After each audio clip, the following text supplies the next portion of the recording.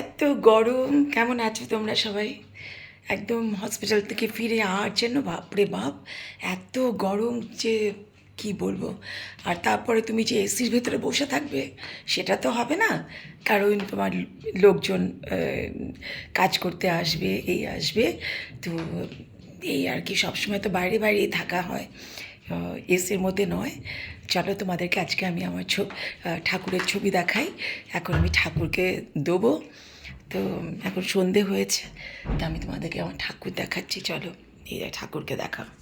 এই দেখো, এই দেখো, এটা আমার নারায়ণ, লক্ষ্মী, শিব। এখন আমি সুন্দর করে ওদেরকে ফুল দিয়ে ভালো করে সাজাবো। আর এর মধ্যে যে একটা স্যাটিসফ্যাকশন আছে, ওটা তুমি দেখবে পাওয়া যাবে না। মানে যখন তুমি ঠাকুরের কাছে বসবে, আর ওই ওই মনের স্যাটিসফ্যাকশনটাই একটা অন্যরকম। যাই হোক, তো তোমাদের কাছে আজকে একটুখানি শেয়ার করলাম। কেমন আছো তোমরা গরমে, কমেন্ট করে জানিও।